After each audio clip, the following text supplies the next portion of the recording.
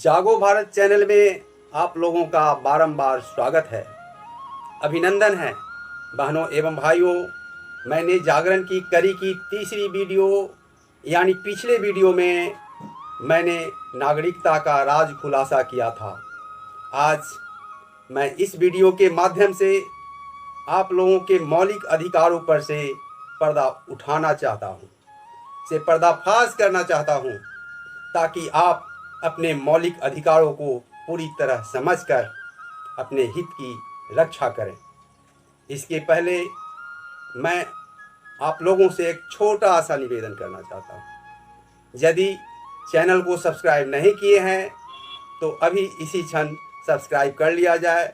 नीचे लाल subscribe button है, उसे टच किया जाए, फिर बेल बटन को टच किया जाए ताकि अगली सभी वीडियो का नोटिफिकेशन आपको मिलता रहे और आप ये वीडियो जागरण वीडियो देखते रहें। हाँ, बगल में ट्यूटोरियल भी चल रहा है, उसे देखा जाए, समझा जाए। देख समझकर सब्सक्राइब करने में आपको सुविधा होगी। मौलिक अधिकार क्या है? मौलिक अधिकार भारतीय संविधान द्वारा भारतीय नागरिक को यानी आपको, मानवों को दिया गया अधिकार है। इसलिए आप इसे अवश्य समझते हैं, जानते हैं, फिर भी इस पर चर्चा करना उचित है। बहनों भाइयों, शायद आपको मालूम है, मानव शरीर के संपूर्ण विकास के लिए जिन चीज़ों की आवश्यकता होती है वह मौलिक चीज़ है, मूल चीज़ है। इनके बिना मानव शरीर हो ही नहीं सकता, इस शरीर का अस्तित्व नहीं हो सकता। हमारे ऋषियों ने, मनीषियों ने साफ साफ कहा है कि इस संसार का रचना, इस संसार की सृष्टि 5 तत्वों से हुई है। वो 5 तत्व पृथ्वी, जल, अग्नि, आकाश और वायु है। खासकर मानव शरीर के बारे में हमारे महाकवि गोस्वामी जी अपने रामचरितमानस में किष्किंधा कांड में वर्णन किया है। क्षिति जल पावक गगन समीरा, पंचरचित अति अधम शरीरा। तो उन्होंने भी मानव शरीर के निर्माण के लिए, सृष्टि के लिए, रचना के लिए 5 तत्वों की बात कहा है। क्षिति, जल, पावक, गगन, समीर, ये 5 मनुष्य के शरीर के मौलिक तत्व हैं। यहाँ हमारे महाकवि गोस्वामी तुलसीदास जी द्वारा कहा गया है कि मानव शरीर का निर्माण 5 तत्वों से हुआ है। वो 5 तत्व है क्षिति, जल, पावक, गगन, समीर। यही 5 तत्व है, जिसमें क्षिति का अर्थ होता है पृथ्वी, भूमि, मिट्टी, यानी हमारा शरीर मिट्टी तत्व से बना है। हम शरीर में जो मांसपेशियां देखते हैं, अस्थि पंजर देखते हैं, ये सब क्या है? ये सब मिट्टी तत्व से बना है। शरीर को मृत्यु होते ही यह मिट्टी में मिल जाता है। यानी मिट्टी हमारे शरीर का, मानव शरीर का मौलिक तत्व है। क्षिति के बाद उन्होंने कहा कि जल मानव शरीर का मौलिक तत्व है। मनुष्य का शरीर, मानव का शरीर 2/3 से अधिक जल से ही बना हुआ है। अगर इस शरीर से जल निकाल दिया जाए तो ये शरीर का अस्तित्व समाप्त हो जाएगा, ये शरीर मृत हो जाएगा। तभी तो कभी कभी शरीर से डिहाइड्रेशन हो जाता है, मतलब पानी निकल जाता है, चाहे वो जिस माध्यम से निकल जाए, डिहाइड्रेशन हो जाए। कभी कभी पसीना के माध्यम से भी बहुत पानी निकल जाता है। तो इसे पूरा करने के लिए हम एडिशनल पानी देते हैं। डॉक्टर साहब आते हैं और पानी की बोतल टांग देते हैं, ये पानी की मात्रा पूरा करने के लिए। तो साफ साफ जाहिर है, शरीर में पानी का एक खास अनुपात है वह अवश्य मेंटेन रहना चाहिए, और नहीं तो ये शरीर मृत हो जाएगा। अर्थात जल शरीर का, मानव शरीर का मौलिक तत्व है। अब पावक की बात कही जाए, पावक मतलब अग्नि, आग। आप कहेंगे शरीर में आग होता है क्या? हाँ, आग होता है, इसका तापमान है। इस शरीर के अंदर आग एक ऊर्जा के रूप में रहती है। अगर इसकी मात्रा बढ़ जाए या घट जाए तो फिर ये शरीर नहीं रह सकता। शरीर से अगर अग्नि तत्व को निकाल दिया जाए तो ये शरीर ठंडा होकर मृत हो जाएगा, कांतिहीन हो जाएगा। इसलिए ये आग यानी अग्नि तत्व, जिसे पावक कहते हैं, हमारे शरीर का मौलिक तत्व है। अब गगन की बात कहें, गगन का अर्थ होता है आकाश। फिर आश्चर्य होगा, हमारे शरीर में क्या आकाश है? हाँ, है आकाश। हमारा शरीर जो दिख रहा है वह आकाश में, मतलब खाली स्थान में एक जगह निर्धारण किए हुआ है। जहाँ भी हमारा शरीर जाता है वहाँ एक खास जगह धारण करता है। अगर यह जगह शरीर से हटा दिया जाए तो शरीर का अस्तित्व नहीं रहेगा। यानी आकाश भी हमारे शरीर का एक मौलिक तत्व है। तो अब वायु की बारी आई। समीर, समीर का अर्थ होता है वायु, हवा। यह भी हमारे शरीर का बहुत ही महत्वपूर्ण मौलिक तत्व है। इसके बिना हम 1-2 मिनट भी नहीं टिक सकते। अगर जबरन कोई सांस को बंद कर दे 1-2 मिनट भी, तो कोई भी मानव मृत हो जाए। यानी वायु हमारे शरीर का बहुत ही महत्वपूर्ण मौलिक तत्व है। अब स्पष्ट हो गया कि ये 5 तत्व, क्षिति, जल, पावक और गगन समीर, मानव शरीर का 5 मौलिक तत्व है। और इसी 5 तत्व से संसार भी बना। 5 तत्वों से बना हुआ मानव का शरीर सभी शक्तियों से लैस है। यह हर क्रियाकलाप को कर सकता है, हर कर्म को कर सकता है। यह मानव शरीर बहुत ही उत्तम है, अनुपम है। हम उत्तम कर्म करके ईश्वरीय गुण को भी धारण कर सकते हैं और इस शरीर को बहुत सम्मान दिला सकते हैं। लेकिन जब हम घृणित, अपराध कर्म और कुछ ऐसे कर्म करते हैं जिससे समाज को नफरत है, उसे भगवान भी पसंद नहीं करते, तब ऐसी परिस्थिति में हमारा शरीर कलंकित हो जाता है। और इस कलंक की वजह से यह शरीर अधम श्रेणी में चला जाता है। इसीलिए हमारे महाकवि गोस्वामी तुलसीदास जी अपने इस रचना में कहा, क्षिति जल पावक गगन समीरा, पंच रचित अति अधम शरीरा। उन्होंने शरीर को अधम कहा इसलिए कि इस मानव शरीर द्वारा लोग घृणित कार्य करते हैं, अपराध कर्म करते हैं, इसलिए अधम उन्होंने कहा। लेकिन इस शरीर से जब उत्तम कर्म किया जाए तो ये अधम नहीं रह जाता, यह उत्तम, अनुपम हो जाता, यह आदरणीय हो जाता। तभी तो भगवान श्री राम की पूजा होती है, क्योंकि मानव शरीर धारण करके उन्होंने एक आदर्श की स्थापना किया जो हम सब लोगों के लिए अनुकरणीय होता है। जो भी हो, यहाँ हमें सृष्टि के 5 मौलिक तत्वों को जानना था, सो जाना। ध्यान दिया जाएगा। प्रकृति या ईश्वर की सत्ता ने हमें 5 तत्व प्रदान कर हमारे शरीर को सशक्त और सभी शक्तियों से लैस कर संसार में भेजा, ताकि हम स्वच्छंदतापूर्वक, स्वच्छतापूर्वक जीवन को जी सके और ईश्वर की सत्ता को सम्मान दे सके।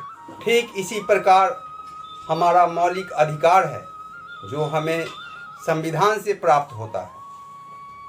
मौलिक अधिकार के बिना हमारा यानी मानवों का विकास संभव नहीं है। जिस देश में मानव का संपूर्ण विकास नहीं होगा वह देश कमज़ोर हो जाएगा, वह राष्ट्र कमज़ोर हो जाएगा। ऐसी हालत में इसके लिए जनता को मूल अधिकार यानी मौलिक अधिकार दिया जाना चाहिए ताकि जनता का संपूर्ण विकास हो सके। यानी ऐसे मौलिक अधिकार दिया जाना चाहिए जिससे संपूर्ण विकास हो जनता का। ऐसा होने से राष्ट्र मजबूत, विकसित, सशक्त होगा। संविधान द्वारा जनता को प्रदत्त ऐसे अधिकार जो उनके हितों को और अस्तित्वों को संरक्षण प्रदान करता है मौलिक अधिकार कहलाता है। मूल अधिकारों का क्या प्रयोजन है?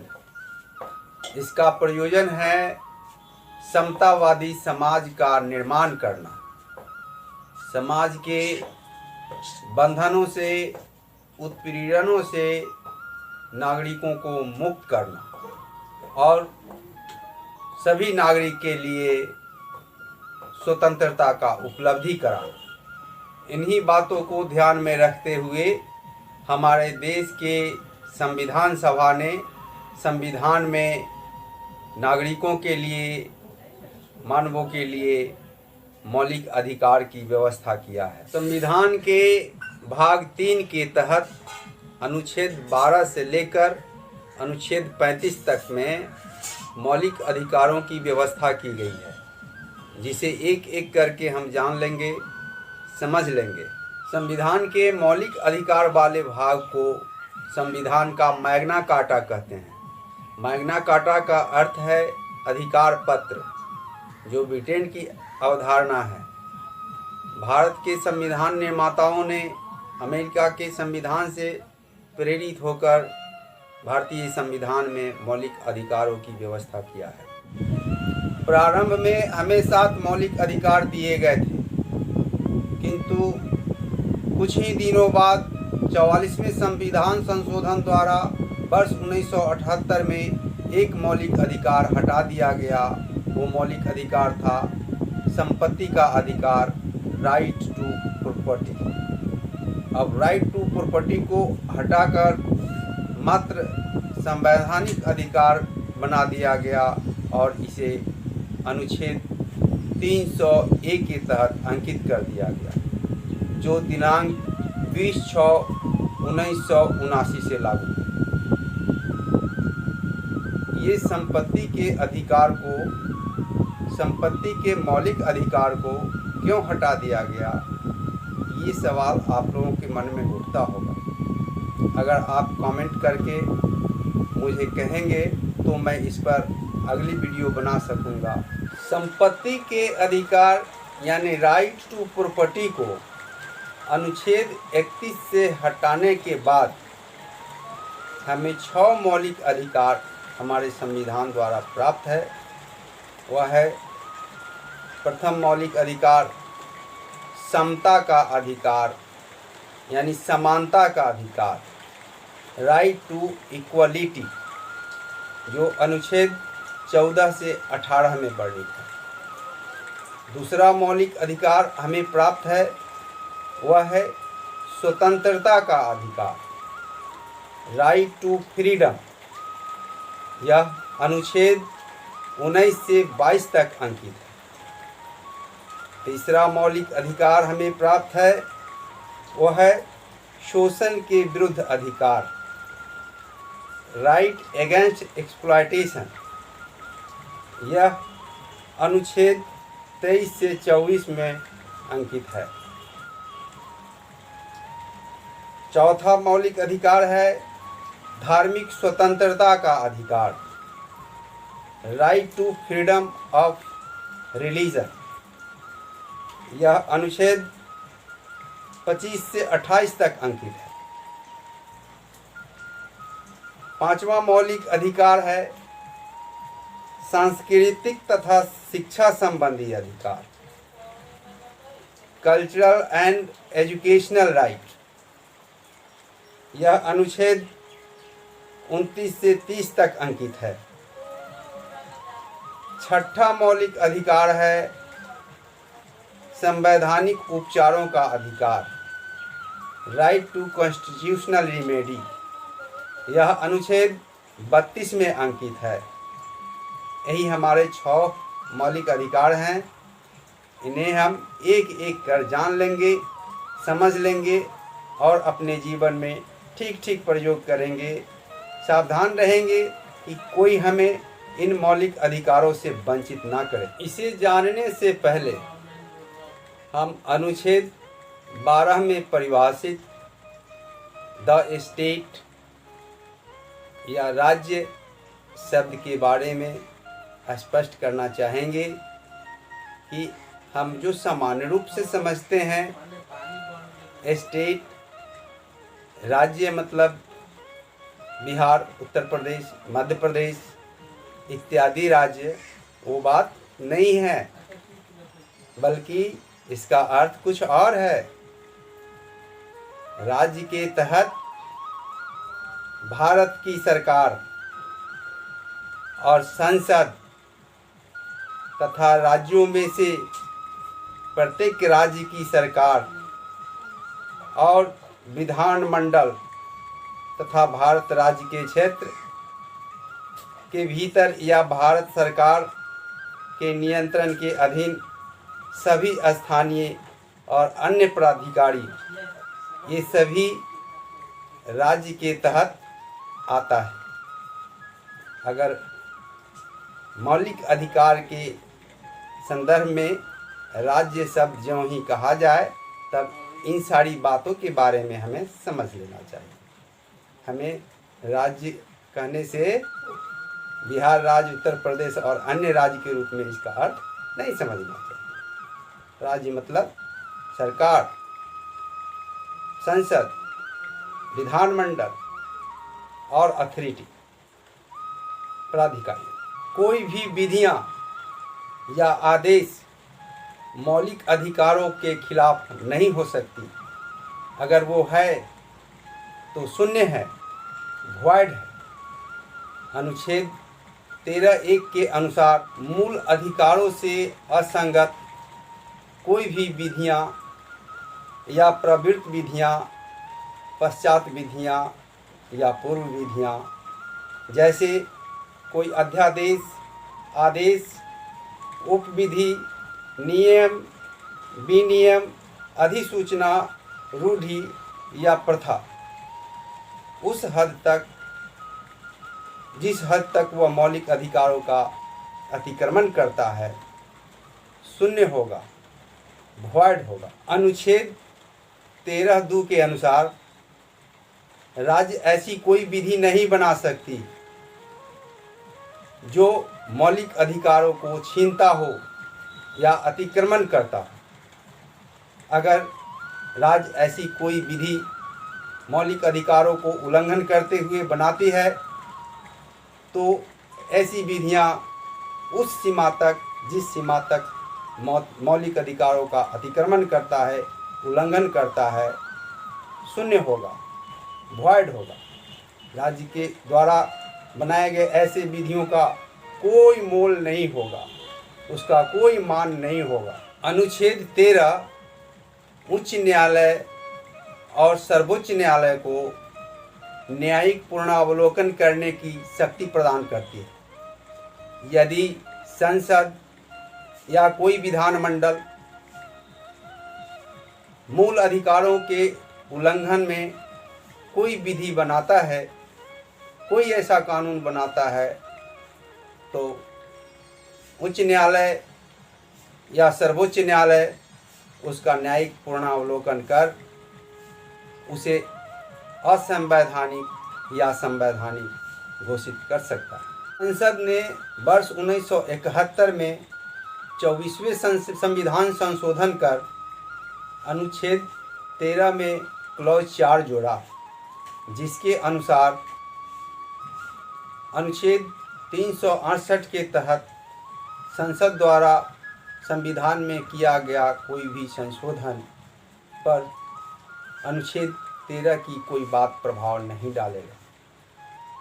किंतु सुप्रीम कोर्ट द्वारा, सर्वोच्च न्यायालय द्वारा यह भी कहा गया कि संविधान देश का सुप्रीम कानून है। कोई भी संशोधन या कोई भी कानून संविधान के दायरा में होना चाहिए। अगर संविधान के मूल ढांचा को बदला जाता है तो ऐसी विधियां, ऐसा संशोधन, ऐसा कानून शून्य होगा, वॉइड होगा और इसका न्यायिक पुनरावलोकन किया जा सकेगा और इस पर विचार करने के बाद इसे संवैधानिक या असंवैधानिक घोषित किया जा सके। आज इतना ही। अब शेष बातों और 6 मौलिक अधिकारों पर से एक एक कर पर्दा उठाया जाएगा अगली वीडियो में। मेरे फेसबुक पेज को लाइक करें, इंस्टाग्राम और ट्विटर पर फॉलो करें। वीडियो के डिस्क्रिप्शन में और जागो भारत चैनल के अबाउट में लिंक दिया गया है। वीडियो देखने के लिए धन्यवाद। जय भारत।